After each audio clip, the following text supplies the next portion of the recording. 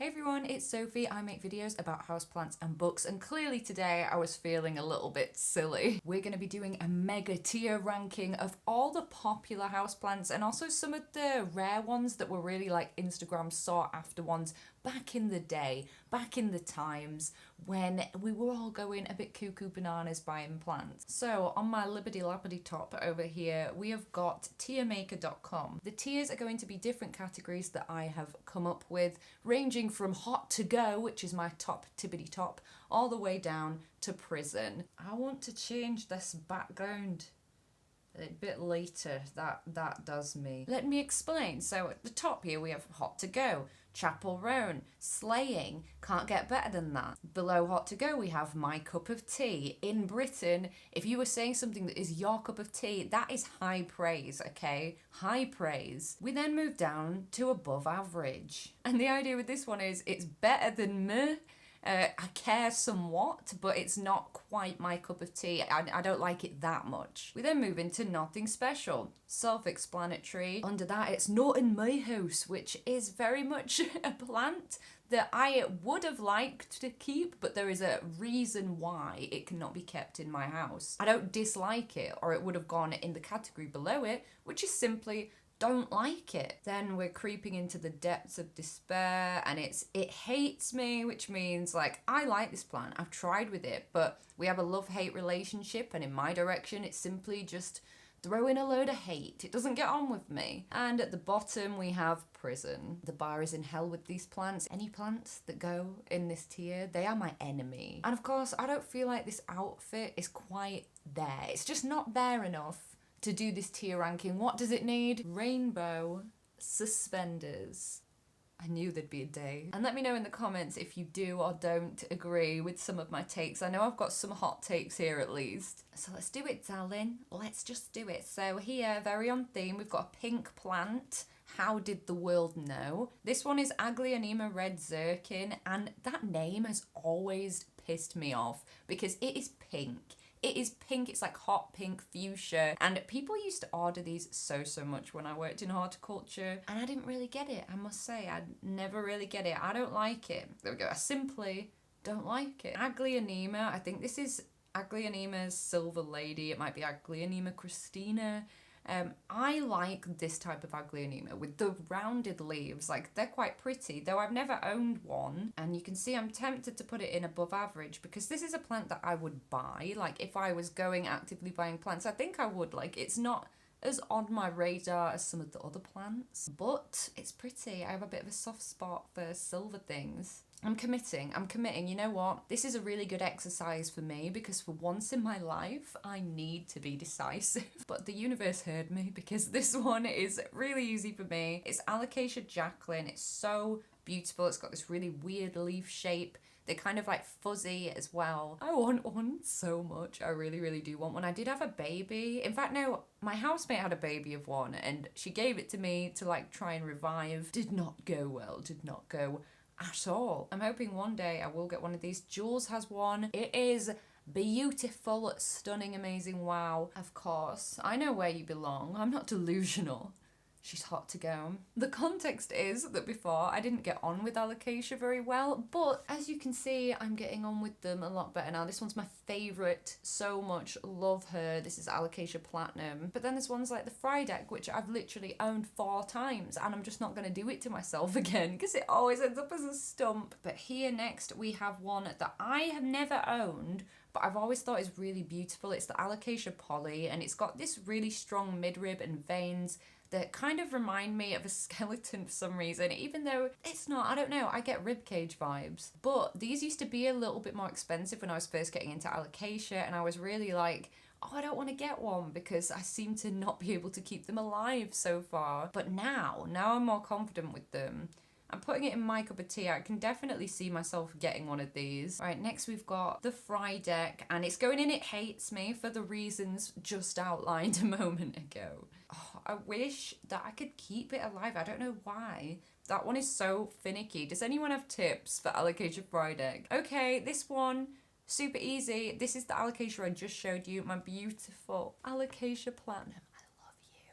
Honey. There is no question that she is hot to go. She is my favourite Alocasia. She's one of my favourite plants. We love her. I love this one. I love it so much. I've never owned one. There's a few times where I've really wanted to buy one because I've seen them in plant shops, but the big ones, they're always so expensive. It's Alocasia Regal Shield, and the leaves, no joke, are like, I've never seen leaves on it smaller than this. A Regal Shield indeed. And because of that and because of the size, like I feel like they're always quite marked up at plant shops. But I do think they're absolutely beautiful. They are my cup of tea, and if I had the expendable money, I absolutely would buy one. They've got a really nice like velvety texture as well. And we've got a Zebrina now. Yes, it's Alocasia Zebrina, and these ones have this kind of simple shaped leaf, but then the stems are pretty cool because they've got like zebra print on the stems, which is why they're called the Zebrina. These were so popular, but I've never had one. Oh, I'm so stuck between above average and nothing special. I'm gonna go with nothing special. I'm so sorry, Zebrina, you're just not for me. This one's gonna be a hot take. I just know it is, because a lot of people like aloe vera. This is a simple aloe.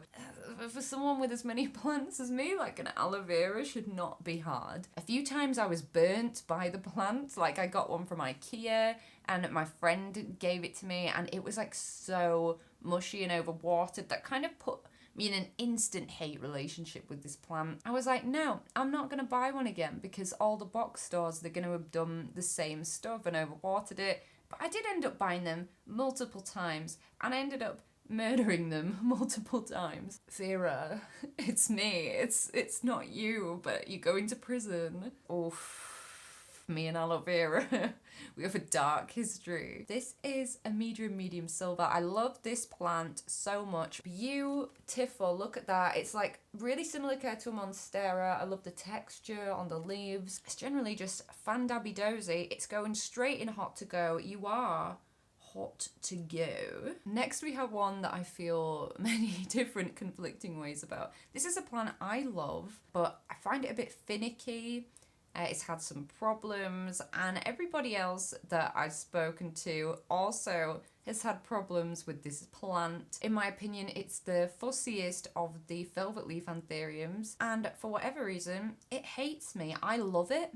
It hates me. Then we've got Anthurium polyschistum, which is going straight into my cup of tea. This is an anthurium with like really cool little leaflets. I've actually got propagations of it right here. It's cool. Look at that.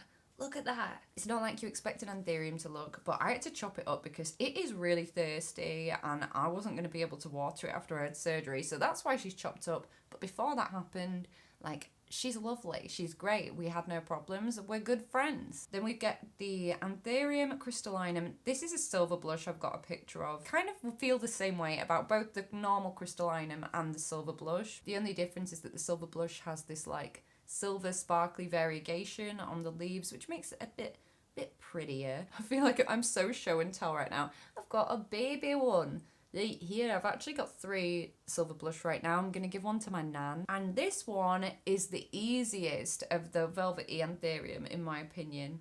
I really like it. It's going into my cup of tea. And you know, I wish that I'd made myself a cup of tea on account of the fact that now every time I read my cup of tea, it makes me want some tea. Then we have the Anthurium Warocquianum. It's also known as like the Queen Anthurium. These were so popular. They have had such a Pinterest moment, such a Instagram moment. Despite how difficult they are, despite the fact, you know, that a lot of people have issues with them, especially with leaf melt, it's hot to go for me. It's hot to go. I've never experienced growing it. Perhaps if I experience growing it, I will end up putting it in prison in the future. But right now, she's hot to go. Fabulous. And that is the dark, narrow form. Anthurium jungle bush. An absolute favourite on my channel, one of my favourite plants. I've shown her many times, and it's because it is the easiest anthurium ever. It's thrived for me in higher light, it's thrived for me in medium light. It hardly needs any water compared to the other ones. Like, I've forgotten about it a million times, and it just keeps on growing happily. I love her lots. She's going in my cup of tea, and I feel like she's looking at me right now and thinking, Sophie, that's harsh. Like, we've got a really long-standing friendship here. Like, why am I not in hot to go? To get into that category, you've got to be on like next level. This is like a 5-star plant, you know? Aspidistra, the cast iron plant. We actually have one downstairs. I'm not into it. I just think, I'll put it in nothing special. It's not that I dislike it. I just look at it and think, meh. This is one of those asparagus ferns, like the ones that are super, super popular. They look like little meadow trees, and I think they're cute, they're pretty, but for me, it's a not in my house. So I've got 3 reasons why it's a not in my house. Number 1, when it was in the kitchen, anytime it dried out, the little bits go everywhere, and that drives my housemates cuckoo bananas. Number 2, it causes me such a bad rash if I accidentally like brush up against this plant. My body hates it. So that's another good reason. And number 3 is because we have a dog, and this one also causes irritation to their skin as well. And I was thinking, God, if my skin's like this, what's it gonna do to mine though? So never again. Not in my house. This one is the bear paw succulent. This is Cotyledon tomentosa. I have a variegated one. I adore it. It is my favourite succulent that I have. Hot to go. It's furry. It's great for like a sensory point of view. They look like little tiny paws, which is why it gets its name. It's just a great plant, but it's not one to order online. I would recommend you get it in person just because they are so fragile. Begonia maculata, and this is definitely the most popular begonia. It's the one that the most people have in their house. And this plant holds a really special place in my heart because if you know me, if you know my channel, you've seen me talk about this plant before. It started out as a tiny little plant that was all dried out for £2.50 on a rescue shelf at this plant shop I used to work at. So I got it, I took it home, and over time, like through the battles of everything, of so many drying out thrips situations, you know, overwatering, underwatering, we've got this beautiful plant. I find it so stunning, so easy, and the backs, wait for it, oh my goodness, it's bright red. And you can usually find those begonias really easily. They're not fussy about humidity.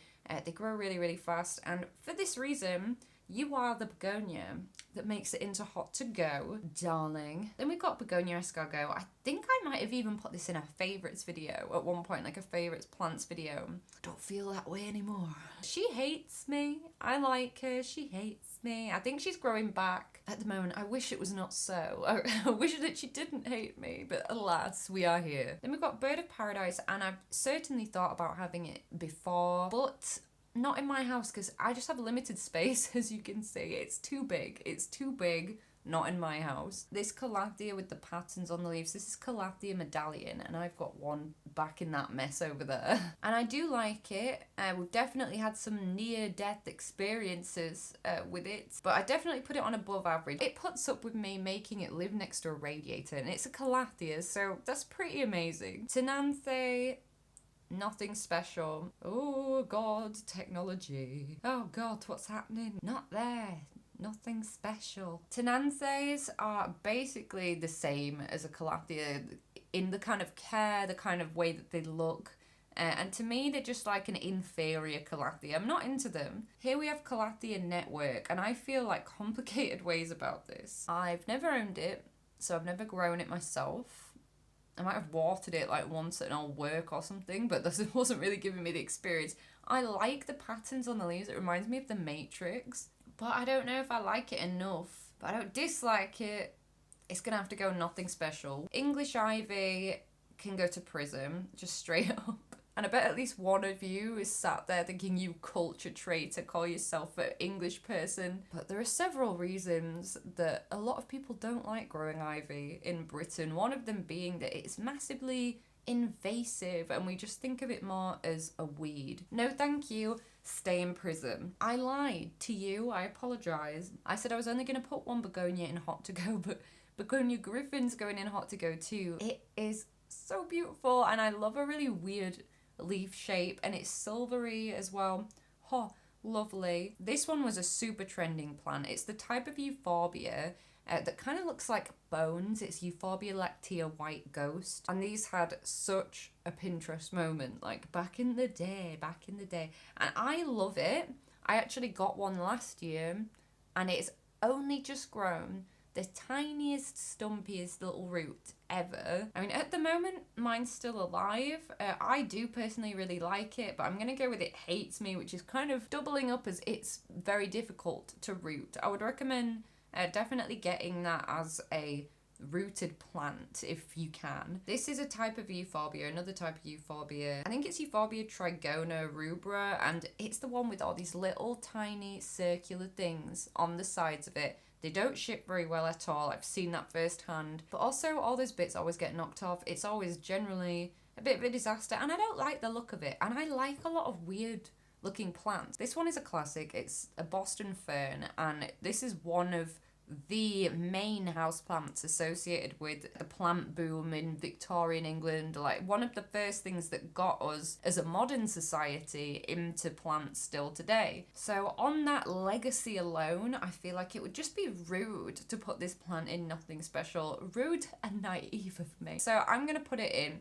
It hates me purely because I've had this plant more than once and it dried out big time. Big time. Every time. You grew in Victorian homes. Why do you hate me? But alas, it does. Here we have Cebu Blue. I'm sure mine got like thripped or root rotted or both. And I'm putting it in above average. And I think like if you'd asked me a year ago, I would have put it in my cup of tea. But it's burned me more than once and I just can't. We're just not there yet. If you're familiar with me and my videos, you're gonna know where I'm gonna put this one. You're gonna know because it's my Philodendron Campi Lynette. Amazing, beautiful, wow. I always say she's my favourite child. It's true, she is. It's such an easy, beautiful philodendron. I love parallel veins like that. Favourite philodendron, favourite plant of all time, always will be. And she's hot to go. Here we have Dieffenbachia. I think I've only selected one Dieffenbachia for this purpose of this video. And so I've deliberately picked a type of Dieffenbachia that I think's really cool. This is Dieffenbachia reflector, and it's just got really, really bright coloured variegation. Like, you would not believe when you see these in person how cool and bright they are. But it's a not in my house because I just get worried with Dieffenbachia around animals and stuff. Because if you don't know, the sap in this plant, it causes really bad skin and eye irritation. And if you get it in your mouth or on your lips, like, your mouth will swell up. And I think that's something that garden centres really need to, like, promote more. The fact, like, obviously they don't want to be like, this thing we sell can make your mouth swell up, but health and safety, man. Health and safety. Next we have a Dracaena, and this is Dracaena's just kind of representing all tree-like Dracaena, and I simply don't like it. I've owned several of them before, my housemate has, and I think that's probably why I don't like them, is I've watched my housemate over and over again buy tree Dracaenas, never water them, and then just let them slowly perish, and now I'm just not that into it anymore. This next one, I think I'm going to surprise you. I bet you look at this, the croton, the colourful leaves of the croton. You look at me and you think, ah yes, this is a plant for Sophie. But no, I can't stand crotons. I've always not been able to stand crotons. It's going to prison. There are multiple reasons why, because it's one that I look at it and I want to love it, but as a house plant, they never look like this picture. They never look like thriving, amazing, beautiful, wow. And it's usually a light issue because crotons were originally used as outdoor landscaping plants. So when you grow this in the house, it's pretty much impossible to get enough light for them in the UK. They always look a bit meh, a bit droopy. I'm not into it. I don't need that giving me a hard time in my collection. Hoya linearis is the Hoya of my dreams that I've never owned. There has been so many times where I almost got it, but I was just like, I'll wait for it to be a little bit cheaper. Honestly, the blooms as well, they're so beautiful, and you can have like a big just carpet wall of this Hoya, and it was almost in hot to go, but ultimately it's in my cup of tea. Oh, this one is Hoya Wyetii, and honestly I would have answered this way for both the normal and the variegated. I have both, and the flowers are the same on both. They are adorable, like fuzzy little pink Ugg boots. They are so cute. I love them. Definitely my cup of tea. Maranta Lucanera. I had a bit of a love-hate relationship with it before because it kept struggling a bit, but since I put it in semi-hydro, mine's looking fabulous, beautiful. I was really attracted, as many people are, to the red veins. It's my cup of tea. We've got normal Monstera deliciosa, and I feel really guilty because I've got one right behind me. But I would say for this one, nothing special. Like, I'm glad it's in my collection. It's a bit of a classic, although it is quite large and annoying a lot of the time. But then we've got Monstera albo, which is just like, oh, look at Monstera albo. It's so beautiful. Hot to go. This is a type of cactus. It's a Puntia microdasis, and I hate all the Puntia. We have one of these in the kitchen right now. I hate it. Prison. They have tiny, tiny little spikes with hooks on the end called glotchids. And if you touch it, you get the hooks in your finger. And when you're looking at the plant, it doesn't look like this at all. So if you don't know this, it just looks like a little bit fluffy or something. And I held on to one while repotting one once, and I had like hundreds of these glotchids in my fingers. It started to sting. It's terrible. They all like irritate the fingers. It took so long to get them all out. Disaster. It's traumatized me. I will now never touch an Opuntia. Spathiphyllum, or the peace lily. When this was in my house, oops, no, sorry, I meant to put it in, not in my house. There we go. When this was in my house, it has to have the flowers cut off before they can produce pollen, because the pollen of peace lilies actually causes dogs to have kidney failure. And with our like temperature fluctuation, it was just flowering so much, and I was like, you know what? Can't even be bothered to have it in the vicinity anymore. So not in my house. Philodendron Brazil, I just don't like it. I've had it multiple times. It's quite basic to me. This one, absolute favourite cactus I own, monkey tail cactus, or the clyster cactus Collodema nonis. It is stunning. It's a trailing cactus and it gets amazing flowers. I'm always talking about this plant. I love it. Absolutely everyone should get one as well, especially now the prices are coming down. This is Monstera adansonii, and I have to say, at the moment I'm feeling like nothing special. Like, I've had it a few times. I kind of hold some resentment to this plant for being the plant that brought me my first ever thrip infestation years ago. But also, I just think there's more interesting Monsteras, and there's especially more interesting holy Monsteras as well. This one is the parlor palm. I don't like it. They are so popular, but to me, they're just a bit straggly. They're always planted like overcrowded, and when you split them up, they look weird. See, this is one of the exciting holy Monsteras. The other one's obliqua. This one is Escalito. Absolutely hot to go. One of the coolest Monsteras. It's like the Monstera obliqua, where the leaves have these big holes in them, and often lots of secondary fenestrations as well. Neon pothos. I'd say I like that above average. It's related to the golden pothos, but the colour is just like bright highlighter, and we have one of these in our kitchen. We've got Monstera standleyana. This is such an underrated Monstera, and I feel like no one even talks about it now, but these leaves are really thick and glossy. The variegation's nice. It's very similar variegation to Monstera albo. It's actually a great dupe for it. And you might be looking at the picture on the screen and thinking, but Sophie, that's yellow. But there are actually two versions of this plant. I definitely would say my cup of tea. I'm following my heart and I'm putting Monstera siltepecana in my cup of tea. I really like this one. They grow really quickly. They've got like silvery variegation on the leaves, which I love that so much. We're into it. Then I've got Oxalis here. This is the irregular, like Oxalis triangularis. I really like this one.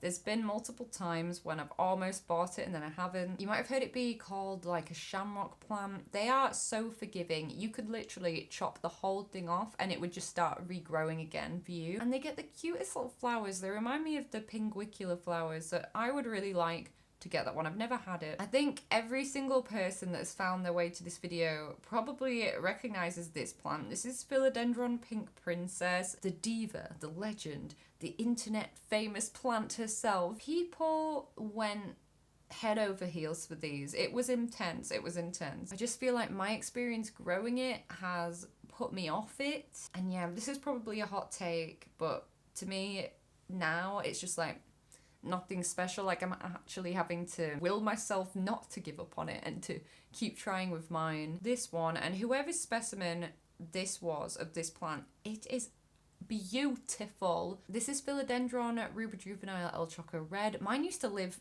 here, but it's currently having a struggle time, which means to the bathroom it went. While I have had a shitty time trying to grow mine, they are so beautiful. I love this kind of chocolatey reddish brown that the new leaves emerge as. It is stunning, but it's just not working out. However, I don't think it quite hates me. It's not quite there yet.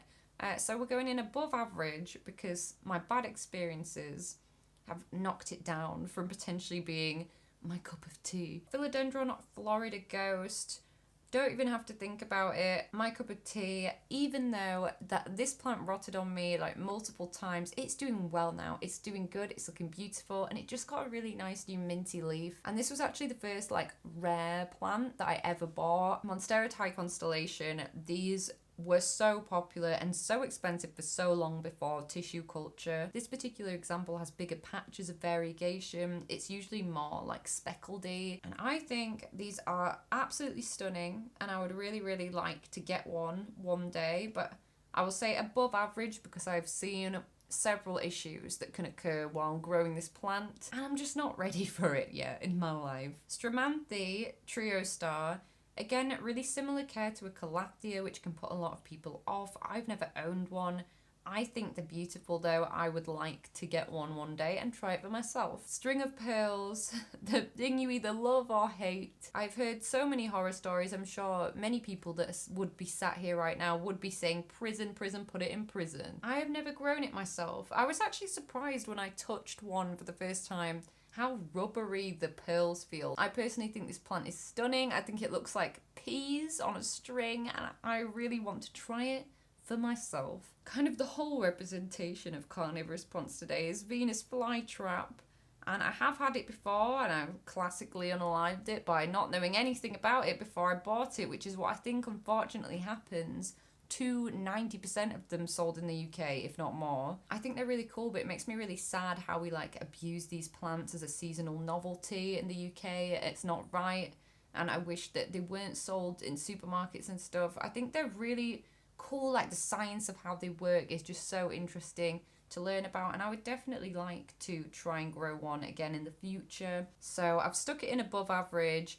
It also just reminds me so much of Little Shop of Horrors and Audrey 2, so I'm always gonna like that as well. Syngonium albo, mine at the moment, I can see it over there, and it's looking a sorry sight.